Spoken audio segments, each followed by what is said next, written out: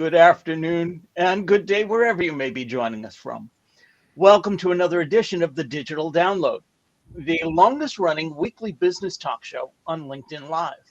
Now globally syndicated on TuneIn Radio through IBGR, the world's #1 business talk, news, and strategy radio network. Today, we're solving one of your biggest problems. You don't need more time, just a clone. We have a special guest, TJ Walker, to help us with the discussion. Founder and CEO of Ultimize, TJ is a personal development leader with over 1.3 million students on Udemy, and he's trained top global leaders in media and communication. But before we bring TJ on, let's go around the set and introduce everyone. While we're doing that, why don't you in the audience reach out to a friend, ping them, and have them join us? We strive to make the digital download an interactive experience, and audience participation is highly encouraged. All right. With that, introductions. Bertrand, would you kick us off, please? Of course. Thank you, Rob. My name is Bertrand Godillot. I am the founder and managing director of Odysseus & Co., a very proud DLA Ignite partner. We're actually helping companies create more conversations. Excellent. Thank you very much. Adam. Hi, everybody, and thank you, Rob, as always. I'm Adam. I'm co-founder of DLA Ignite. And I don't know about you guys, but the intro to this about cloning yourself, that really piqued my interest. And I'm very interested to see what exactly TJ means by that. Excellent. This should be an interesting conversation. Thank you, Adam. Tim, welcome. Thank you, and welcome, everybody. My name is Tim Hughes. I'm the CEO and co-founder of DLA Ignite. And actually, there was actually a package about cloning on the BBC News at lunchtime today. So I'm really interested to hear what TJ says. And I'm famous for writing the book, Social Selling Techniques to Influence Buyers and Changemakers. Excellent. Thank you very much. As I said, I suppose I'll introduce myself as well. I'm Rob Durant, founder of Flywheel Results, a proud DLA Ignite partner, and I'm not quite famous for writing the book, The Social Enablement Blueprint, Stop Pitching and Start Selling. Not quite famous yet. Yet. There we go. This week on the Digital Download, we're speaking with TJ Walker. With decades of experience coaching high-profile leaders, TJ brings a fresh perspective on how digital innovation can enhance business communication and efficiency. Let's bring him on. TJ, welcome. Welcome, TJ. Good to be with you. Thanks for having me. TJ, let's start by having you tell us a little bit more about you, your background, and what led you to where you are today. So I've been coaching people how to communicate effectively for 40 years. And that includes everyone from presidents of countries, prime ministers, Nobel Peace Prize winners, Miss Universes, and podcasters like you guys as they start their career. And usually what I do is face-to-face, one-on-one, video camera in hand, highly personalized, where I get people on camera a dozen times a day, and they get to the point where they love how they look, how they sound, and it's very transformational. And then back in 1998, I started doing online training, online video courses. Turns out way too early. I lost hundreds of thousands of dollars for years getting into online training too soon. But finally, after about 15 years, it kicked off. I now have actually more than 2 million online students. That's great because it's scalable. I can help anyone around the world. It's very inexpensive. I can be asleep. They can be awake someplace else. The problem with it is it's too passive.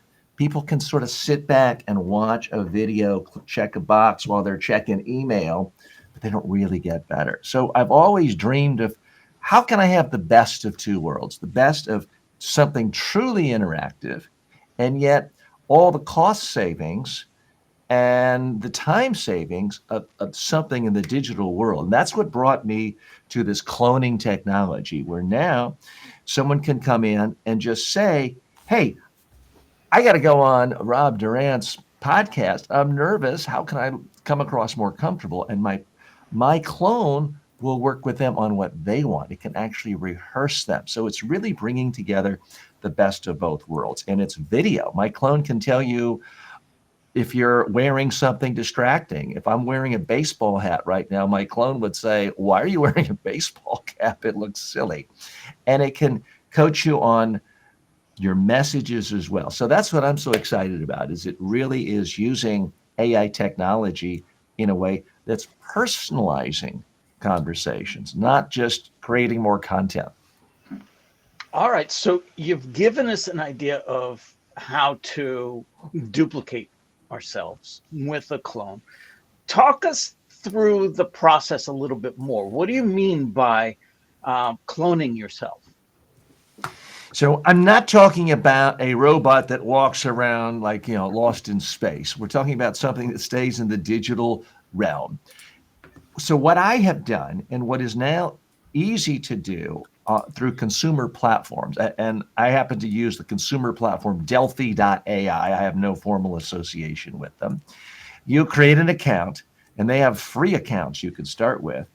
And then I build the brain of my clone. I do it by just clicking on files in my computer. So every book of mine you see behind me is uploaded instantly into my brain. Every video on my YouTube channel is uploaded.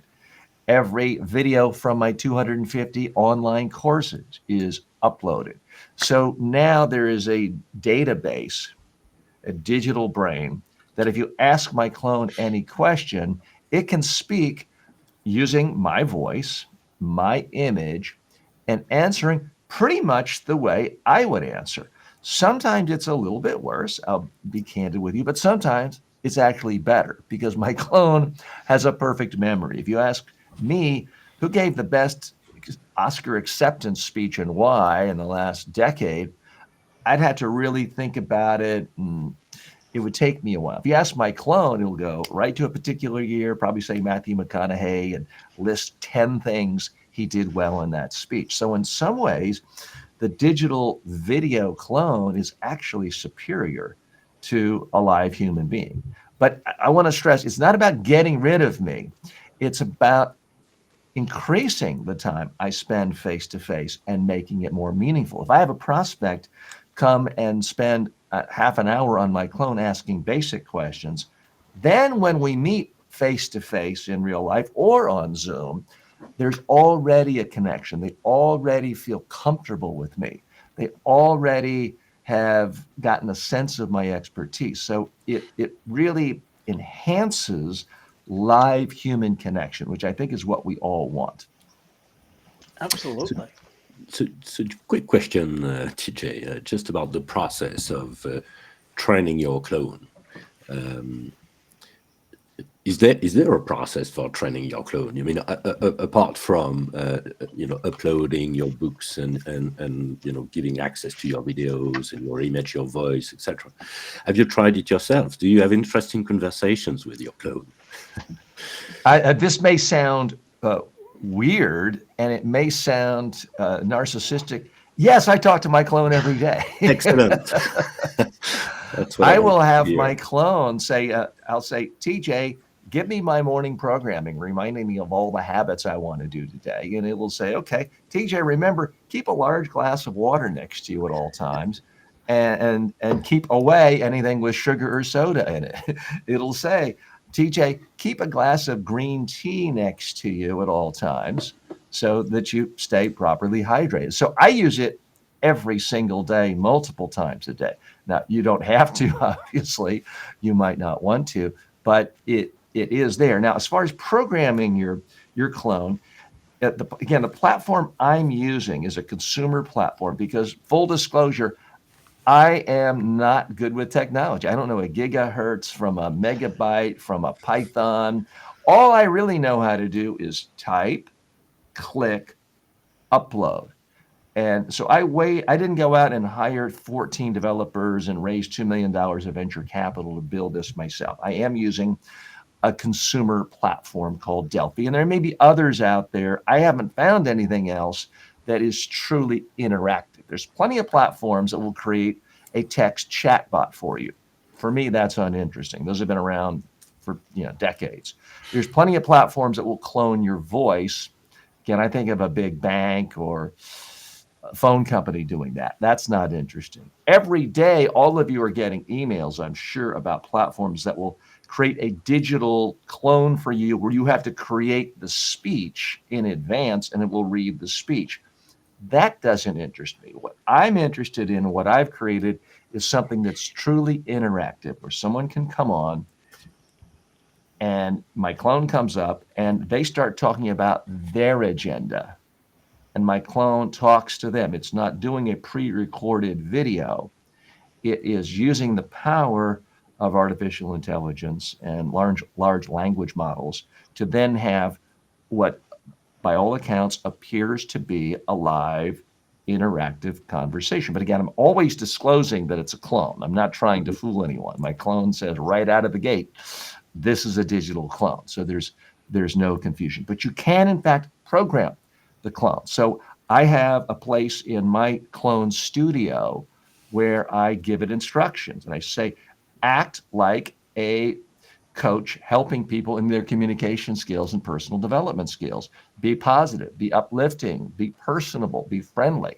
I'm giving it specific lessons.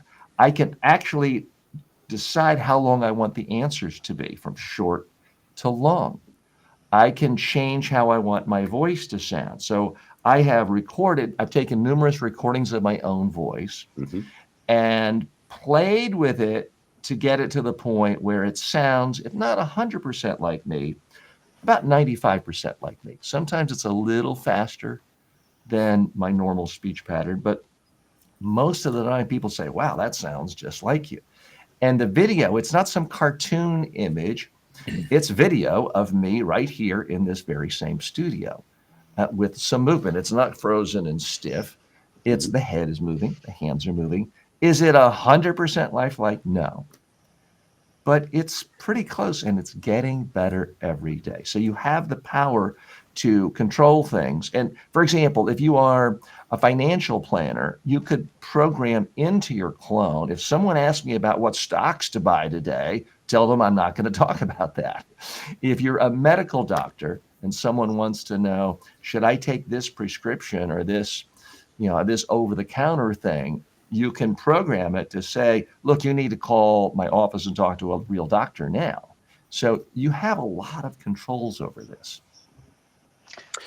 Sounds great, really. Did you have any experience where your student or your client actually notices a difference in what I mean is that what the clone would have said is actually not exactly what you would have said, or what you would sure. have The clone How is do you not deal with that? the clone is not perfect.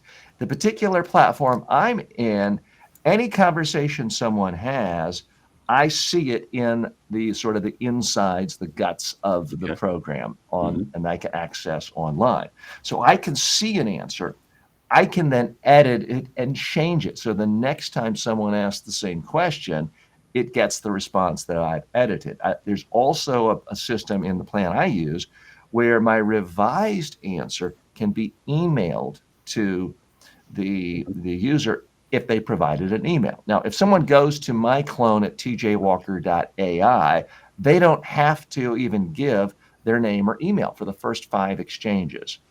But I want to stress, this is not just about answering questions. You can get a question answered on Quora. You can get a question answered on Wikipedia or Google.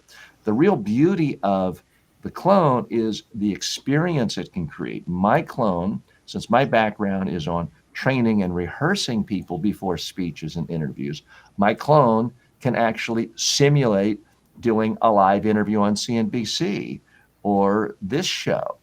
And it can then give you critiques. And then as soon as it's done, you'll have a video of it. You can watch it again if you want to. You can learn from it. So That's what I think is so valuable, is it can create unique transformational experiences for users. Because if someone's coming to you and wants advice on how to change their copywriting for their newsletter, if you can actually give them feedback just as you would on a live Zoom call, but charge them a lot less, and it now fits their budget, and they're doing it, they want to do it when you're asleep, then everyone can win. And what's the feedback been on this, TJ? I mean, the number one piece of feedback I get from people who use it, especially from people I show it to in person, just on my cell phone, is eyes sort of bulge out like, wow, I thought this was still decades away. This is amazing. I got to get this for my own business. Because I think people can realize that most of us who are professionals, we spend a tremendous amount of time every day, or at least every week or every month, talking, saying the same things to people. I bet each one of you could sit down with a pad and pen right now, come up with 10 questions that you have to answer several times a month, if not a week, from clients and prospects.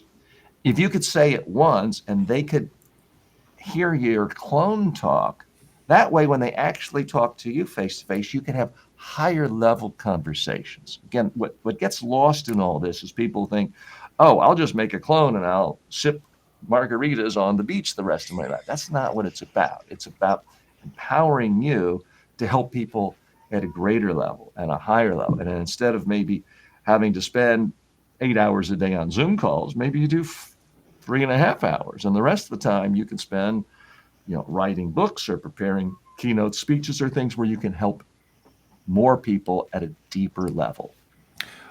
I can absolutely see the value in this, and oddly, every day this week we have had a conversation very much along these lines about the power of AI and what it might be able to do. And the challenge that I can foresee with AI doing some of this stuff is, where is the boundary between what you get AI to do and what you get yourself to do? So the sweeping generalization, people are lazy and want to do the minimum amount of work they possibly can. Like you said about, I'll clone myself, I'll sit on the beach sipping margaritas, the money will start rolling in. And I get that for some of the activities that I would do, for example, in terms of coaching people, there will be bits that are a reminder, so like you, and don't forget your glass of water, TJ, don't forget your green tea, TJ, don't forget to do this, so that kind of stuff. Now, obviously, those are very basic things, but there are more advanced things. So you might say to everybody that you coach, right, before you begin to speak, and then begin, because your voice is much more under control. So that's something that you say to every single person that you ever work with, and that could easily be replaced. But there's other stuff potentially where I don't want your clone to critique me. I want you to critique me. So I say to your clone, is a white shirt or this shirt okay? Now, actually, it's your input that I want. I don't want the clone's input. So how do we balance these two things? I think there's always going to be a marketplace for people who want the higher end personalized service. That's always been the case. And there's always been a situation where people worried about, well, if I use this technology, people won't want me. I mean, I'm old enough to remember back in the days, late 70s, early 80s, where a lot of people in my space would say, well, I'm not going to write a book. Then who would ever hire me to do my day-long seminar? And I just think that's short-sighted. The more ways you have of reaching people, generally, it only increases the number of people who want personalized contact with you. There has never been more videos and books and tutorials on how to golf in the world than there are today. And yet really good coaches are in demand more than ever, because people who have the money for it are going to want to have a personalized coach. It's never been easier to buy an Anthony Robbins book or video or speech, and yet he still fills stadiums with people spending as much as $5,000 who want the in-person experience. So the history of technology is the more people can experience you in some digital format, like, my daughter loves Taylor Swift, listens to it every day. She still wants me to pay $3,000 to take her to the concert in Miami next month. So I think it's not a matter of one or the other. One builds upon the other. It builds interest in the other, in the live, personalized experience. But it allows the creator, you, to be more selective, to figure out where you can focus your energies the most. And it also frees up some of your time to actually think of more expertise that you can share with people, whether it's in the form of a book or an online course. Because if you're just running around meeting to meeting all day long, or Zoom call to Zoom call, or in-person workshop, it's very hard to really go deep and come up with new innovations. At least I've found it to be that way. We have a question from the audience. Andrew Slesser asks, will there come to a point with digital clone and AI where it will give advice or agree to a deal that you would not give personally? Oh, sure. But you could make the same case anytime you've ever hired one employee. If you've ever had a sales rep working for you, there's a chance an actual live human being might say something not the way you did. So it's not perfect. Nothing is perfect. Nothing is ever perfect, but it's a new technology. I'm old enough to remember back in the days when a phone was in the kitchen or in your office. It had a corner like you did this.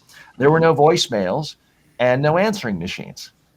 And then people started using answering machines. And sometimes they sounded a little awkward, but it was better than the old days when you had to call someone 10 times if they weren't home.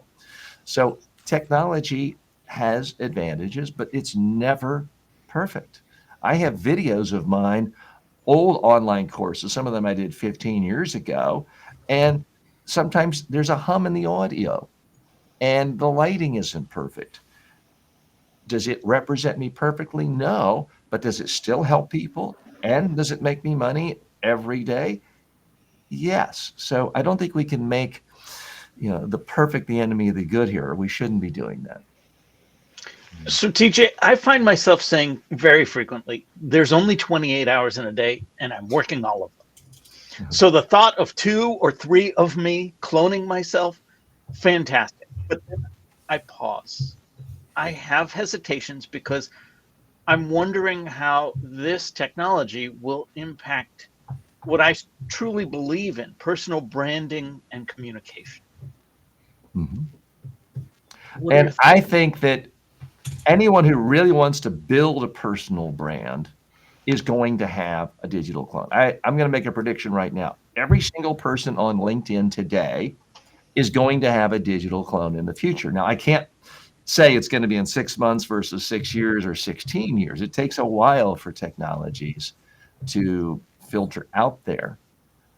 But it is another tool for you to help people, because someone watching this video a month later isn't really spending time with you face to face. These are digital representations of you that you could not have done 30, 40, 50 years ago. It's a technology. I mean, people used to be, the first time someone heard a voice coming out of a phone, they thought it was evil spirits. So I do want to be very clear. Early adopters are going to get criticism. They're going to get harsh criticism. This scares people. The CEO of the company that I use for my clone was on a major news network just the other day for a very straightforward product demonstration interview. Everything was positive. When you look at the comments, there were 3,500 comments. Every single one of them was negative. Every one of them was, oh, this is the end of the world. This is the end of times. This is criminal. You should be put in jail. This is the sign of the apocalypse. But it is totally consistent with how humans have always dealt with new technology. Yeah. The very first movie that came out, when people were sitting there and they saw the train coming on the screen, they jumped out of their chairs. They were scared. People thought that a record player playing music was a sign of evil spirits in the room, and they would run out of the room. To this day, there are human beings in certain cultures that feel if you take a picture of them, you have robbed their soul and done something very harmful. So in every single rollout of new technology that represents any part of a person's voice, face, body, it always terrifies a lot of people eventually. And yet, people who are anti-clone now, you ask them, okay, do you want to give up your cell phone? Because that's artificial, some thought that was the devil's work initially. Oh, no, I'm not going to give up my cell phone. So there's always this time of something going from seeming strange and bizarre to the point of, I can't imagine not having it, which is how most people would view a phone, a TV, digital music, and most other things we enjoy today. Are there ethical concerns about using a digital clone to communicate or represent myself? There's absolutely a lot of ethical concerns. For starters, let people know they're talking to a clone. So my clone, the very first thing out of its mouth is, "Hi, I'm TJ's clone. How may I help you?" It doesn't say, "Hi, I'm TJ," and make people wonder. If you call my clone has a phone number and it has a WhatsApp, it says right at the beginning, "Disclosure, this is a digital clone." So that's one thing. Another thing is, I think you should only clone yourself, or if you're in an organization, someone who is specifically authorized you. We're going to see a lot of fraud. We saw it within the last 24 hours. Someone cloned the CEO of, I believe, Google and Apple, claiming that their voice is endorsing some new product. So there's going to be all sorts of fraud. It's happened in politics. This is a new technology. It's a powerful technology. With every technology, there's the potential for good or evil. I can use this pen to write something that's really helpful, or I can jab somebody's eyeball out and kill them. It's a technology. It is exactly the same thing with cloning technology. So there are lots of possibilities for abuse. I've actually started an organization, anyone interested in at tjwalker.ai, that's trying to promote ethics in digital cloning. I've come up with what I think are the 10 commandments for using clones ethically and responsibly. But let's think back. 30 years ago, you could have said, hey, this whole internet thing is going to empower con men and fraud and email scams and princes from Nigeria. There's lots and lots of fraud coming, and you would have been exactly right. Does that mean we should go back in time and not have the internet? I remember those days. You want to get anything done, you had to walk around the office, look for a piece of paper, look for a pen, look for a stamp, look for an envelope. Everything was really slow. Do we want to go back to those days just because the internet does have a lot of fraud? I don't think so. It's the exact same thing with digital clones. There are going to be unethical uses of it. There's going to be ethical, positive uses, and billions of people are going to be helped because of digital clones that have been created to help them. And I think a lot of creators are going to benefit as well, just as you benefit from the digital podcast you've created and the video show you've created, and all of you benefit from intellectual property you create that you email to people in your books and everything else. That's not you. It's a representation of you using technology. A book is a technology. A digital clone is a technology. I don't really think you can be against one without being against the other. TJ, I think you're really responsible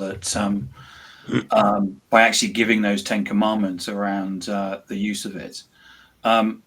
Do you think that I said earlier on that there was a piece on the BBC News at lunchtime today, and there was a classic example of an update of the Nigerian prince sending you an email saying he needed to get some money out of the country, there was a voice clone that had contacted the finance director saying he needed to transfer $18,000 out of their bank account. So clearly that's going to go on, and it's something that we need to be aware of. Just changing. What you've done is you've only ever used the IP, the intellectual property, that you own, haven't you, in your clone? You haven't used anything else.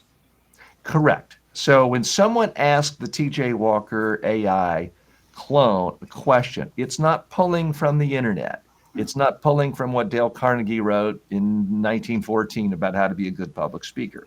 It's pulling specifically from 15,000 files that were created by me, and it's got 12.5 million words created by me.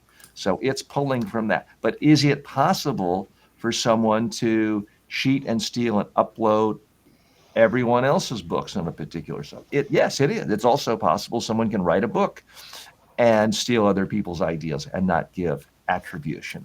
So, like any technology, there are going to be opportunities for unethical use. Now, the platform I'm using has something very clever. So, I could upload a video interview that I did with Rob or Tim, and I click a button, and it's only uploading my voice. It has learned my voice. I can also upload it in such a way so that if it does absorb an idea from you, it can't have it come out of my mouth without showing the citation and quoting you. So you can use it that way, just the way a real person would. All of you have given speeches where you've occasionally quoted another expert. That's considered fair use. You give attribution. You can actually train your clone to do that as well. Do you think that there needs to be some sort of regulation at all by governments, or because there is some AI regulation going on with the US and the UK, but I mean, what happens is that always that it trails behind the technology. Is this something, do you think, that we should regulate? Absolutely, it's in need of regulation. This is a powerful technology. And that's one of the things you do see, whether it's the CEO of OpenAI and others. I mean, people are saying, look, we know this is powerful. This needs to be regulated. It certainly should be illegal to steal someone else's voice. Right now, you could get away with it. Yeah. And you could, capture Taylor Swift's voice and monetize it. Maybe it take a couple of weeks before they caught you and shut you down. I don't know. I mean, I try to stay away from that, and I keep my life. But you can go to Taylor Swift show with your mobile phone, and record it. Sure. And then sell it as again, as a bootleg. I mean, you could do that now and record it and sell it as a digital download. Yeah. Too. So I want to stress, with every single technology, there is a potential for abuse, for fraud, for con artistry. This is no different, except for the fact that it's more powerful. Here's how it's being used already. Bertrand, let's say you have a 19-year-old daughter in college, and she goes off on a trip for the weekend with friends, and somebody knew that. They could steal her voice, copy her voice, and then call you at 2 a.m. saying, hey, Dad, I'm in trouble. I'm in jail. You got to send me $5,000 right now. These people are going to attack me, and it's going to be ugly. And it's her voice, and it's your own daughter's voice, and she sounds panicked, and she's giving you the information of where to Venmo $5,000. Things like that have happened. They're going to happen more. So this cloning technology can be a more powerful tool than just another email newsletter from a Nigerian prince. So, yeah, I do think it needs to be watched. And the BBC covers that, and they should. Here's where I think your audience is different, because the mainstream media, all the algorithms, all of the financial incentives are to talk about the scariest thing for fraud, for abuse, and it deserves coverage. But the vast, vast majority of positive ways of using this technology aren't getting talked about now because it's not sexy for the news media. It's much sexier to talk about the fraud, the abuse, the scams. But I know your audience is very savvy, and they're looking for ways of helping their audience, their community, their customers. Let me give you a perfect example. Just a few days ago, I had a young woman in Uganda. She is 23 years old. She's an aspiring media trainer. She kind of wants to be like me. She's doing a YouTube show. She has an entry-level job. She's not making a lot of money. She wrote to me and said, well, TJ, I want you to be my mentor. And I do get, as I'm sure all of you do, I get requests like this from time to time. And in the past, I just say, well, I've got an online course, how to be a media trainer, and maybe I give her a disc, maybe I give it to her for free. But I can't spend an hour a day mentoring someone for free or almost free. I mean, I wasn't making any money when I was 23. I can't expect her to pay a $10,000 a day fee that corporate clients would. So what do I do? In the past, it was either couldn't help them or give them a book for free. And the problem with that is it's one way. It's my expertise pushed out. I can't answer any of her questions. Now I can give her access to my clone for something very reasonable for her. Really just a few bucks a month for her covers my costs. She can now access my clone with questions to help her. So she's also got access to some of my online video courses. So she's got the courses, but she now has me as a digital mentor. So I can do that for her for like 10, 20 bucks a month. So she benefits greatly. I save time. I benefit a little because that's now a scalable thing.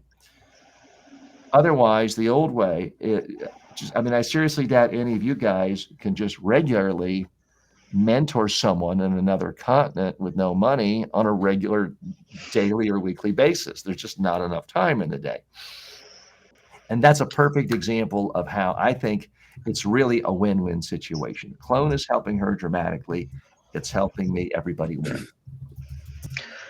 TJ, I have a question for you, but before that, I wanted to bring up a comment from our audience. Sure. Nadia Vincent says, today we need more legal innovation, collaboration, and help to develop and establish new laws to protect digital intellectual properties. I'm open to collaborating with legal professionals. So there are those out there who are looking, as you are, to the ethics of this. That's encouraging.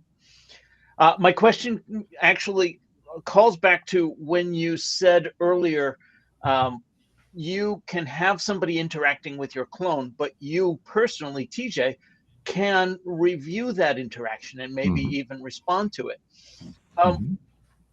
Can a digital clone then really help me improve my work-life balance, or is it just creating more work? So you can review it. So the program I'm in, again, I'm not hawking them, but it's Delphi.ai. They send me an email if my clone doesn't answer a question. So if I continue to refine and improve it, I'm going to get fewer of those because the clone is going to get better and better. So, I've got people around the world talking to my clone since we started this call. So I'm not going to have to stop and start and schedule calls for them the rest of the day. So I think it can. Now, short term, like with any new technology, there's some upfront cost. When you started your podcast, it took more time. You had to learn about what microphone, what camera, should I use Restream, should I use StreamYard? You had to do a whole bunch of work up front.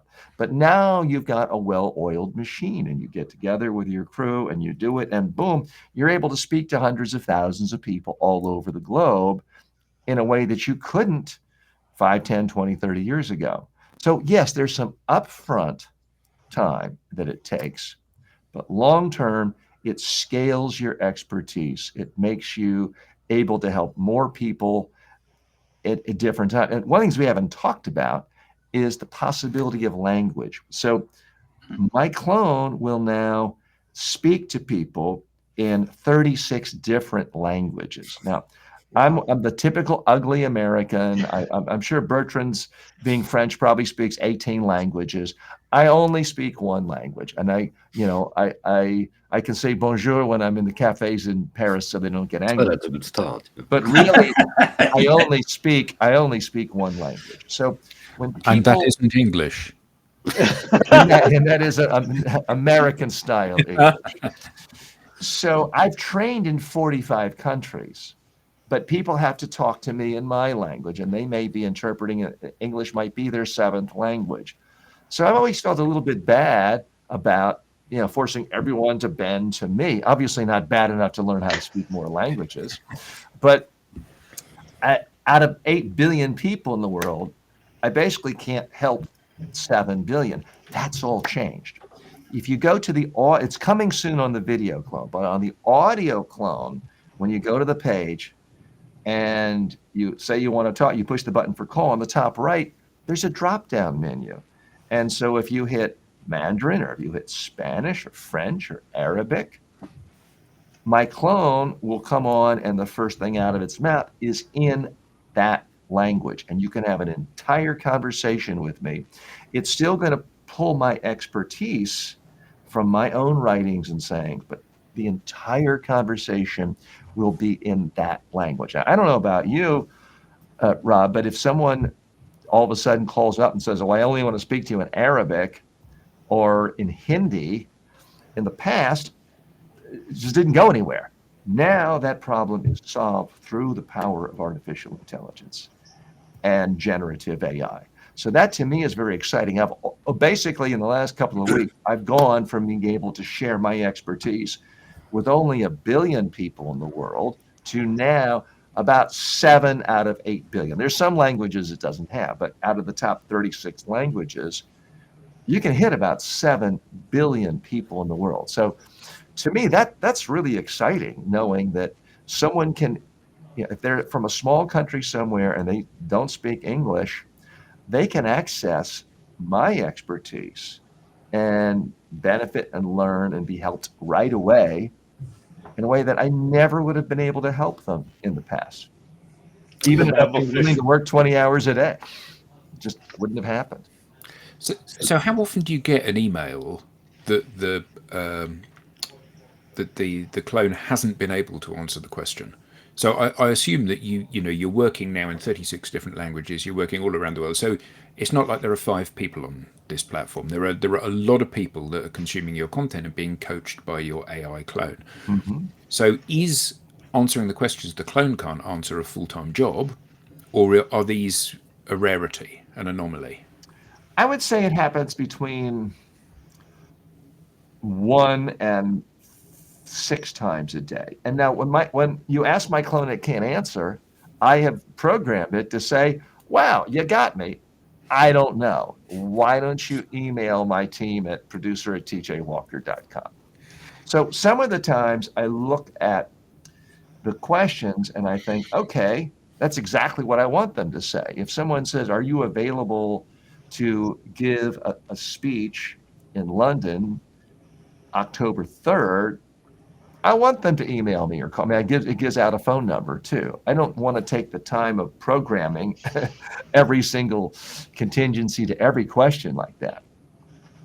So it's not particularly time consuming. The other thing is, nothing is perfect. You can have a frequently asked questions section on your website, and someone may have a slightly different version and it's not answered there. Does that mean you get rid of the FAQ, or that you stay up every night revising your FAQ on your web? No, it's just another tool.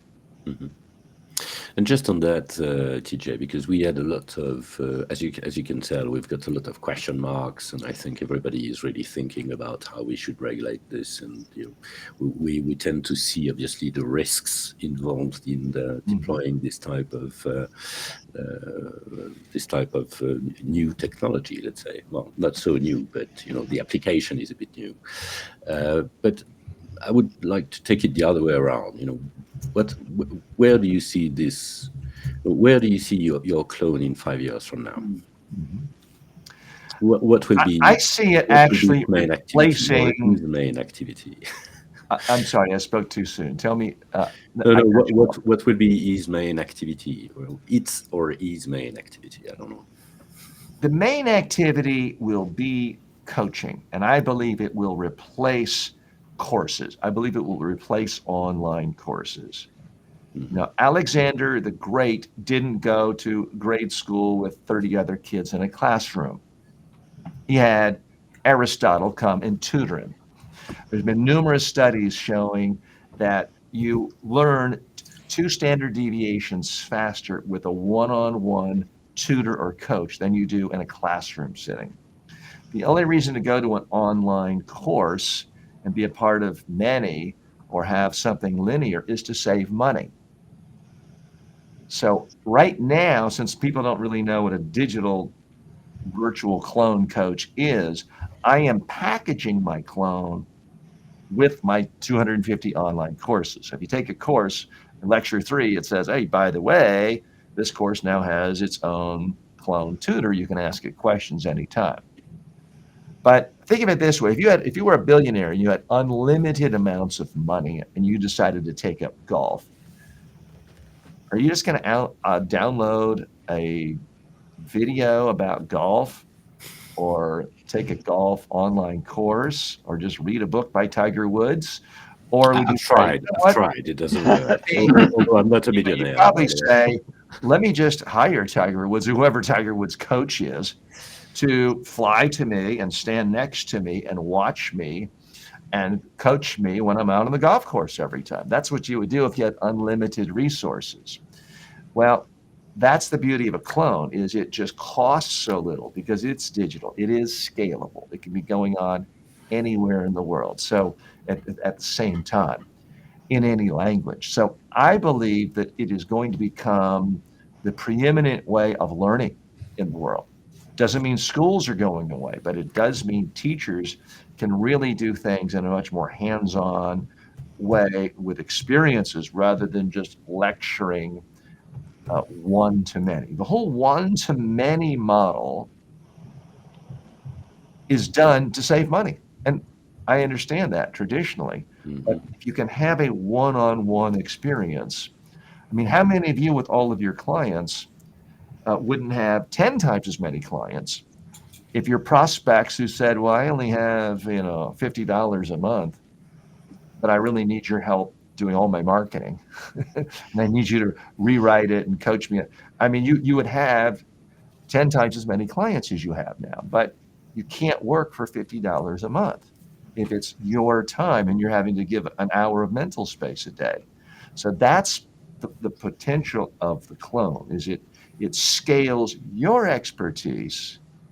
It also scales the ultimate experience that customers, everyone, all things being equal, everyone would like a private one-on-one tutoring session. Because I can tell you right now, I'm sort of biting the hand that feeds me, because most of my income comes from my online students. I have 2 million students taking my 250 courses. The problem is most of them really don't get better with their public speaking or media training because it's a passive experience. They're sitting back watching me demonstrate perfectly good principles. But in that, it's a one-to-many. It's me lecturing. When it's a live in-person experience, they have no choice. I turn the camera on, I say, now speak. And I'm doing that a dozen times with them, to the point where at the end of the day of training, they're not saying, wow, TJ's a great trainer. No, they're pointing to the screen saying, wow, I can be half as good as that woman. I'll be the star of my industry. And they're pointing to a video of themselves. That's when you know a real breakthrough took place. It unfortunately doesn't happen with online videos. But that, to me, is the real potential of the clone experience. It could be much more like what I do when clients hire me full-time for a day, to spend a full day or a week with them. And it makes it scalable, because most people in the world are not going to be able to afford the time and the money to hire me for a full day and either fly to me or have me fly to them. And I assume that's true of all of you and most of your audience. But if they can get your expertise and get the personalized one-on-one feedback and coaching at maybe 1/100th or 1/1000th of the price, they benefit. If you can scale that out, you can make a lot more money long term than if you charged $500 an hour or $800 an hour, whatever you charge. Sure.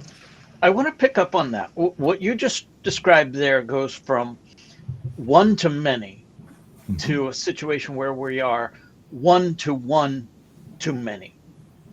You've also said that you're now accessible to 7 billion people. So is this technology only designed for large organizations, or is it accessible for small businesses? Well, it's definitely accessible for small. I mean, I own a small business myself, but you ask most small business owner, what do you actually do in, the 40 hours a week or 50 hours a week you're in your business, and look at it in a month, the 200 hours a month you're working. There's a tremendous amount of time where you are explaining to people answers to basic questions about what you do and how you help people. And then once someone is a client, there's an awful lot of time spent explaining to people what you're doing that they need to do in order to help them. If you can distribute that information, still make it personalized, and make it scalable so it doesn't take all your time, you free up your time to do higher level things, whether it's working with higher level clients, whether it's doing more research in your industry, whether it's turning your insights into books or online courses so you can help people. I mean, one of the things we haven't even talked about is the clone can really help create more content in different formats. I mean, just today, I launched a new book on how to build your own digital clone. But I didn't have time to write the book. But I didn't just have ChatGPT write the book. I took the transcript of my online course on how to make a clone. I downloaded that. I had ChatGPT rewrite it. And it's now been turned into a Kindle book, a paperback on-demand book, a hardback on-demand book. And I didn't have time to make the audio version of the book. My clone actually made the audio book, the audio version of my book. Was it using your voice? Block out 3-4 hours to do it, and I'm pretty fast at doing things like that. No, they used your voice, Adam. It's my voice. That's just like me. My assistant could do it in maybe 1 hour of cutting and pasting the transcripts from the 47 lectures from the course into my clone, push a button, it instantly turns it into the audio download. And unlike me, it's perfect in one take. I'm sure you're perfect in one take as well, TJ. Sometimes, but not always. TJ, this has been great. Where can people learn more? How can they get in touch with you? The easiest way is to go to tjwalker.ai. They'll find out more about me. They can actually try the clones. And I've got a bunch of clones. I should say there's one just for communication skills. There's one clone that is designed just to help you prepare for job interviews. There's another clone to help you with personal development, improvement, life coaching. And there's one clone just for information and services. If you want to find out how to hire me, you can go there. There's links to my new book on how to build a digital clone there. And I've got other courses and services. The ethics statement we talked about is all there. So that's going to be the easiest way of going to tjwalker.ai. And they can also just send me an email. tj@tjwalker.com is the easiest email for me. Fantastic. We now have a newsletter. Don't miss an episode. Get show highlights, beyond the show insights, and reminders of upcoming episodes. You can scan the QR code on screen, or you can visit us at digitaldownload.live/newsletter. On behalf of the panelists, to our guest, TJ, and to our audience, thank you all for being a highly interactive, participatory audience. We appreciate it a lot. Join us next week when Lois Creamer teaches us how to leverage public speaking to grow your business. This has been the Digital Download, and we will see you next time. Bye, all. Thanks, TJ. That was excellent.